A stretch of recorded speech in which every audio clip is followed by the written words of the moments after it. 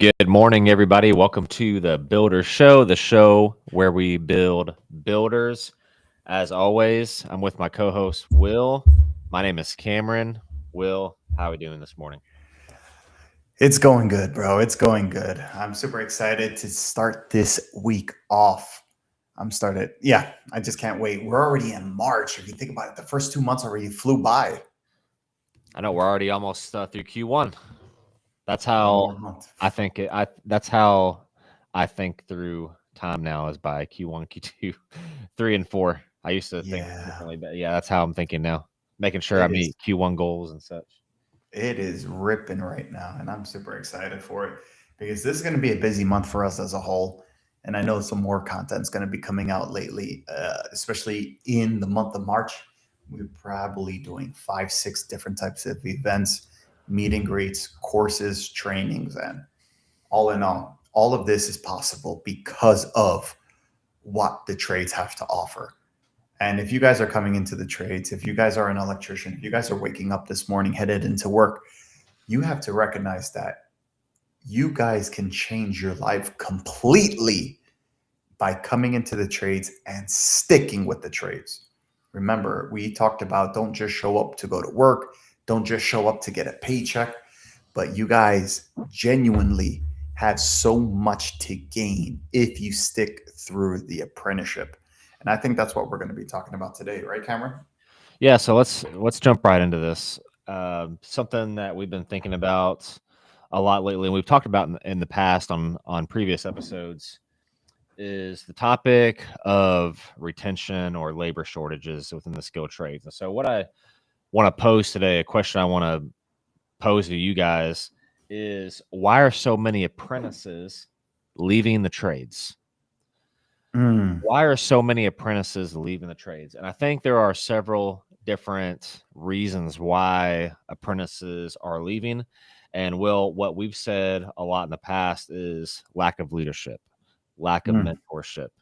We don't have people who are actual leaders that are in leadership positions. We have a lot of journeymen and foremen who got their positions because they are very skilled laborers. They're good at what they do as far as the technical and field skills, but they lack the leadership qualities. Why? Number one, because they don't have no character. Number two, it's just no one's really taught them how to be a good leader. So, oh, you were about to say something, Will? I think you just hit it on the head. Once again, we keep talking about coming into the trades because it could give you a life that you never knew was possible. You and I are very passionate about getting people into the skilled trades because we both are experiencing what the trades have to offer. And I think this is really important to discuss. I think this is a very important topic because we keep telling people to come in, but we're neglecting or we're doing a disservice if we're not helping people to stay in the trades. And what you just said was very important, the leadership aspect. I personally, with my experiences, can speak strongly on that because I just don't like the culture. I just don't like the way I was taught. So when it comes to leadership, when it comes to mentorship, we need these key people so much in the trades because they give an expectation versus a reality check of what's actually going on in the industry. And I think the hardest lesson a lot of people can learn is life very how do I say it? A lot of us want the opportunity to do something. A lot of us look forward to getting that moment to shine, right? Think about every superhero movie. Think about every success story. Everybody wants to get in the ring. Everybody wants to be Rocky fighting with Apollo, right? Everybody wants that shot. But the scariest part of jumping into something is the unknown. That's why it's so important to go through a registered apprenticeship. That's why it's so important to just be and have a mentor, a coach, somebody in life who's already done what you want to do because they get to show you the steps that you need to take based off of their experience, or you get to learn if you get in a bind, if you get snagged, if you get in a tough situation on how to survive through a certain situation. So I think this is a conversation that's needed, because we're done with telling people come into the trade, you're going to have a good paycheck. Come into the trade, life's going to be amazing. No, we're at the point now where we're going to hold the conversations on retention. We're going to hold the conversations on what you and I are going to do to make sure if you come in that you're going to stay and want to stay and you're going to grow within the trades, because we don't have enough of that already within the industry. What do you think? Yeah, I agree with all of that. And I do want to throw in some other reasons that we have gathered from our followers, our audiences, on why apprentices leave the trades. And so, one is what we just mentioned, lack of leadership and mentorship. I think something else that we haven't talked about a whole lot is pay. So, a lot of people, I wouldn't say as much as the first reason, but a lot of people have said that the pay is horrible getting into the trades. And it's really hard to speak on that black and white because I'm sure you got to look at every single situation. What kind of shop are you working at? What kind of experience do you have? I'm not saying that there's bad places to work. There's definitely places that you shouldn't work there if they're going to pay you that. But I think that's a reason, or oh yeah, a reason why people are saying that it's hard to hold on to people is because of pay. And I think I disagree with that. I think that most of the time, again, this isn't all across the board, but I think most of the times they are getting taken care of. It's just not what they expect. So I think that shifts the conversation into expectations, not whether you're getting paid enough or not, because that's kind of subjective, whether someone's getting paid enough, but it's failed expectations. And I personally can relate to that because when I got into the trades, I left my previous job, moved back to Tennessee, and got into the electrical field with no experience or knowledge whatsoever, and started at a little mom and pop shop as a helper. I needed something just to get me by, and I started on a Thursday, and we didn't talk about pay or anything. That's kind of how informal this stuff is. I just showed up and just started working, and I didn't know what was going on. We had a 1-year old. We're living with my in-laws, and I get my check on Friday after work. So I work 2 days, right? And we didn't do deposits back then. So we just get a paper check. And I open up my check, and my check was $160 for 2 days worth of work for 16 hours. So how much is that an hour? That 10 is bucks. $10 an hour. I got that check, and it's way, way, way less than what I made at my previous job, previous field.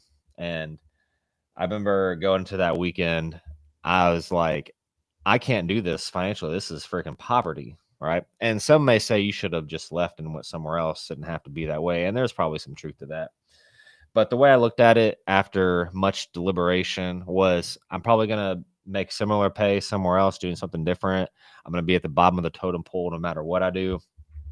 So I stuck with it. And I think it was like a week later. So like a week after I started, we found out that we were having number two baby. So I'm like, good grief. I'm making $10 an hour. We're having our second baby that's on the way. I have a 1-year old, living with my in-laws. It I know there's worse situations out there. There's worse things, but I felt all kinds of pressure, right? I felt like I wasn't living up as a good husband. I wasn't providing enough. I did something wrong, and that was a really tough time in the very beginning. So, um, I'm not saying that everything should be just all hunky dory for someone coming into the trades, but apprentices, anyone coming into the trades, no matter how old you are, if you're 18 or if you're like some of these guys I talk to who are in their 30s, leaving their school teacher job or leave whatever job to join the skilled trades, you do have to recognize that it may be a step down in the beginning. But at the same time, I think that what the trades have to offer is far greater than most career choices out there. So what do you think about all that, Will? Do you think Ooh. pay is a valid reason why apprentices are not sticking around? Now, one, that story was real, bro. That was real. And I think a lot of people are going to resonate because I get constantly asked, is it too late to switch careers? Is it too late to jump into the skill trades? I get DMs all the time with people asking me, is it too late to join electrical? I'm 35 years old and I have a family. And your experience, what you just said, is the typical experience, what the average man or woman is going to experience. What you just mentioned was, hey, you may take a pay cut, but I don't want to view it as a vertical or a horizontal. I'm so sorry. If someone is making top money as a computer designer, as McDonald's worker in a warehouse somewhere, and you're thinking it's going to be a horizontal move, you're actually setting yourself up for failure. If you're coming to the skilled trades and then you're starting from the ground up, guess what? If you're not in a union, if you're not in a registered training program with a company that's well established, more likely than not, you're going to get hired on as a helper, as a parts guy, as just general labor. And then you're going to go get your hours the old traditional knuckle buster way, I feel like. Now, is that wrong? Can someone say, hey, if you joined XYZ organization, you can make 30 an hour as an apprentice? Yes, absolutely true. Is there an organization like that around you? Are they hiring now? Right? These are all questions that you have to ask yourself. So, for you, in your example, in your situation, in your experience, nobody can take that away from you. And guess what? The average American is doing the same thing. The average American is asking themselves right now, is it too late to join the skilled trades? And guess what? They're in their 30s, they're in their 35s, they're in their 40 years old because they see the potential of what electrical can do for you. So they want to jump in, but that fear of, I got a kid, I got a baby on the way, I got my mortgage to pay for. I can't take that hit right now and get 14, 15, 16 an hour. And I can't wait 6 months, 12 months, 18 months to join some type of organization out there that's going to pay me 30. It's almost a catch 22. You're in this bind. So what you went through is what the typical American is going to ask about joining the skilled trades. Now, is it wrong? We found out everyone has a different example, everyone has a different experience, everyone has a different situation that they have to make the decision their own. What we do know, though, in 3, 4, 5 years, money is no longer going to be an issue for you. I genuinely believe if you can get over that 2, 3, 4 year mark, you're going to make double of what you were making before joining the skill trades. That money is going to compound. That investment, that training, that experience that you're going to give and gain and put into your life, you're never going to lose sight of that. You're learning a tangible skill that nobody can take away. Someone can change your pay, someone can take away your car, someone can take away things. You can't take away that experience that you gain. And I'm pretty sure with your experience, you're going to speak on that. You're going to say how much more you gained through those hard times. Now, is it wrong? Is it right? There's no one to judge that but yourself. But I also know that those times created the person that you are today and that you can speak on it right now. Nobody else can take that away from you. Now, is it nicer if someone had a sugar coated life, with a silver spoon in their mouth, who knew the right guy to get them into any type of organization, who gave them the best jobs, who didn't have to get their hands so dirty? You understand? Yeah, that's just life, though. What I love about this topic, what I love about what the trades have to offer is you can change everything if you stick through it. And at the end of the day, you have to decide if you're going to make that risk, if you're going to make that investment, if you're going to take the chance on yourself. And what we see today is too many people are not willing to do that. They're just going to stay complacent. They're just going to stay in their job because they're already making the best type of money, even though they want to switch over. The burdens of day to day are not going to allow them. And guess what? If that's for you and your family and you can't risk it, more power to you. We need more responsible family members and more responsible families as a whole. And that's just not in the cards for you. But at the end of the day, you can't knock someone for risking, for taking a chance, for going all on red. And if they hit it, you can't complain that they hit it. You understand? Because they were the one who put up the risk. What do you think? Yeah. So I agree that if you can get past that time frame, then it's all going to pay for itself, especially becoming a contractor. Oh, hold on a second. My screen froze because someone didn't like what I said somehow. um, so that money is gonna come back to you multiple times over the longer you stay in the trades, no matter which route you take. If you become a journeyman or a foreman in a company, or if you go the contracting route, especially, you are gonna make some money like you've never seen before. I guarantee you that. And that's the route I took after a few years in the trades of just getting my hourly rate up. I figured out that I knew how to do most things in residential.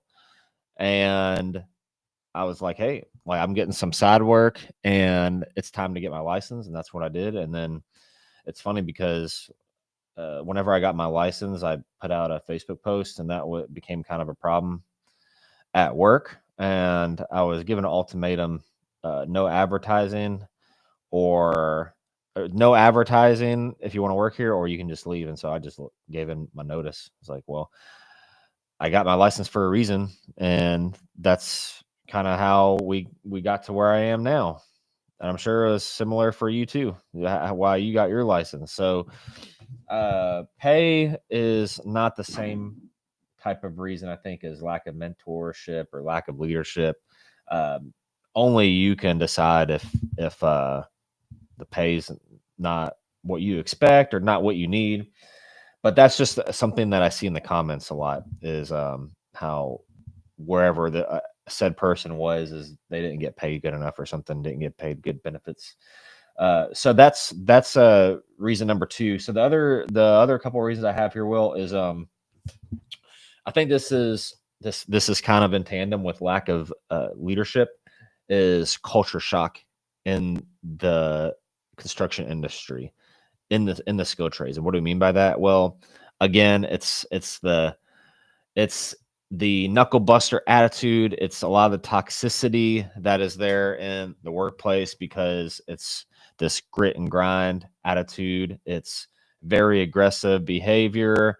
Uh, so a lot of time it's rude tone, and that's just a turnoff for a lot of people. And people will say that, well, kind of like what our previous episode was about, is do apprentices entering the trades need thick skin? Well, a lot of people think that that's an automatic disqualifier if you can't handle getting yelled at. Literally getting yelled at like you're an idiot. I've seen it before, and it bothers me. But that's kind of the status quo in our industry, whether it's right or wrong. That's the culture shock that apprentices deal with. And so, what do you think about that? The culture shock part.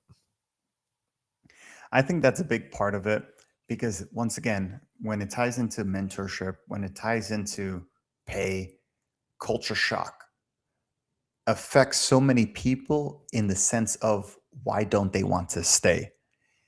Maybe someone's like, okay, I'll take minimum wage. I'll start because I want to make the big bucks.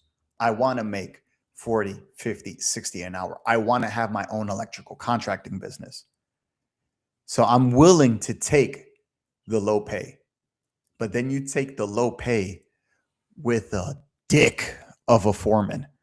You know what I mean? Or this journeyman that you're assigned with is just, bro, his disses are corny. He's always trying to belittle you, just trying to make you and strong arm him because that's the way he was taught. He's over here just 30. He's just over here talking however he wants to talk. And maybe that type of environment is just something that you don't want to put up with.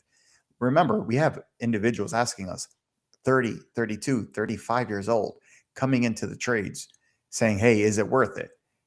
Oh, yeah, I'm going to get a little pay. But guess what? I'm willing to put up 3, 4, 5 years to make the big bucks. So you're this mid 30-year-old, our age, 35 years old, coming into electrical.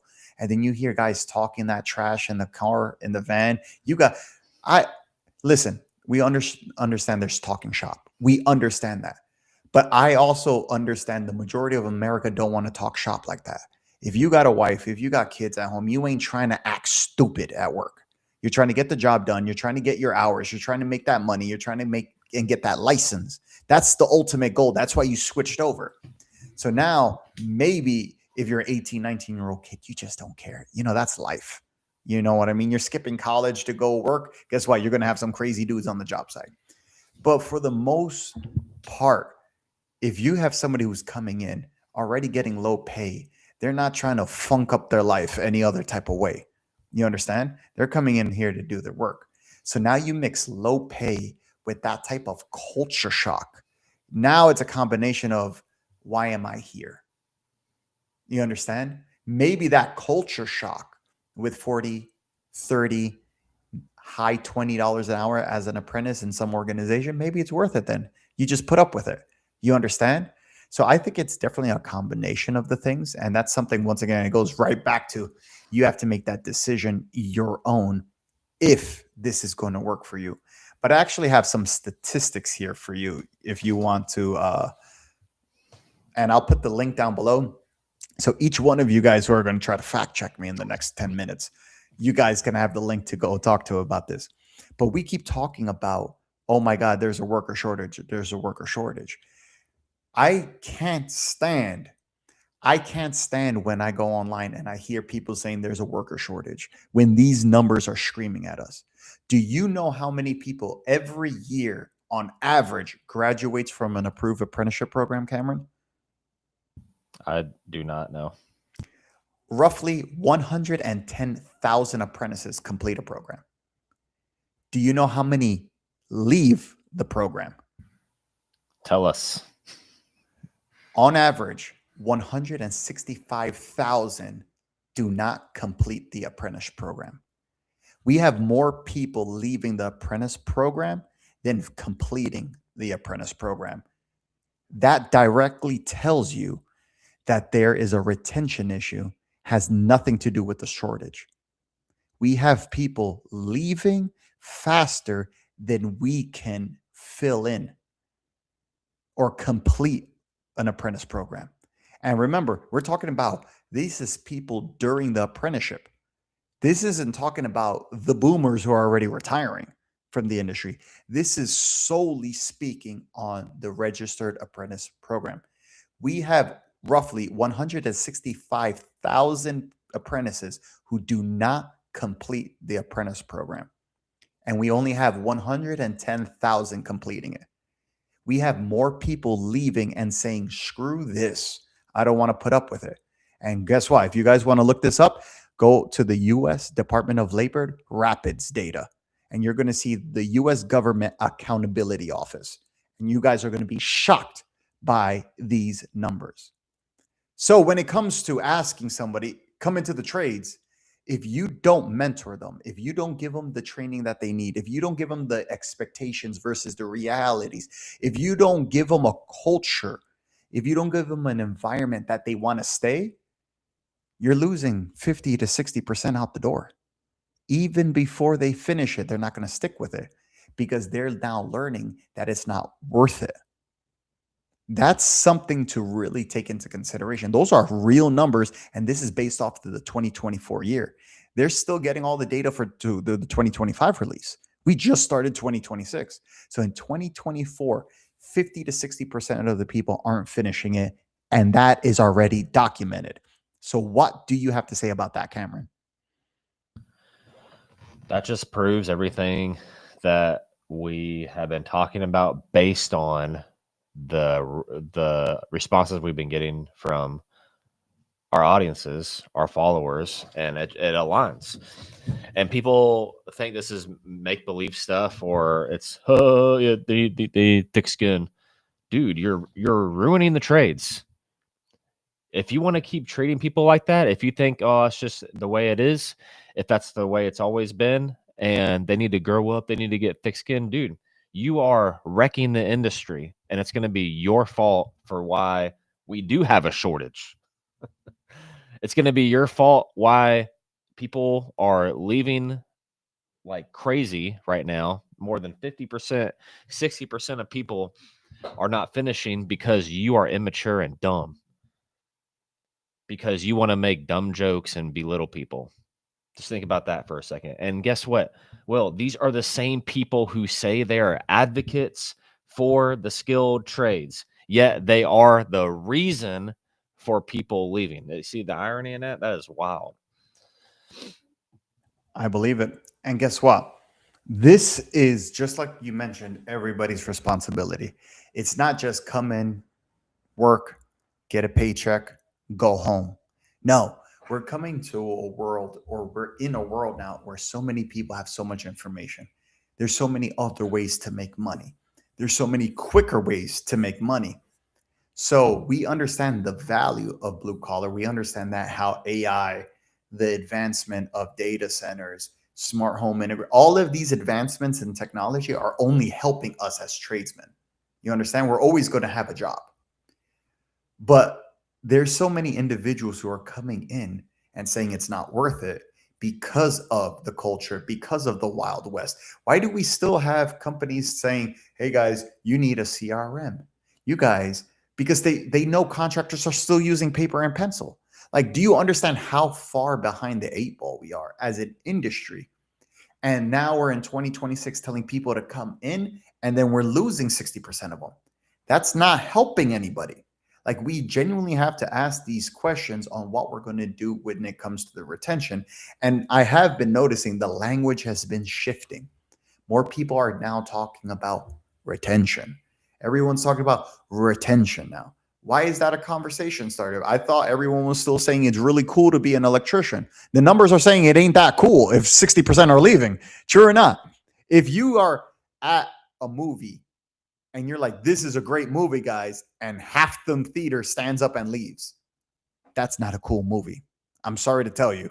You understand? There's indicators where it's cool, but a year ago, everyone's like, oh, the skilled trades is cool. Come on in. It's a cool job, guys. Oh, man, that's what the kids want to hear. It's cool. No, they don't. They want to know what's going on with the industry. The trades are not cool, but can they be cool? Yes. The trades are not glamorous. It's not glamorous in an attic at 90 degrees. You understand? When you're crawling around the insulation, that's not fun. All right. It's not cool. It's not fun to get hazed. It's not cool to be up at 4 o'clock in the morning, to leave at 5 o'clock, to scarf down two monsters on the way to work just to be able to function and drive a van. That's not fun.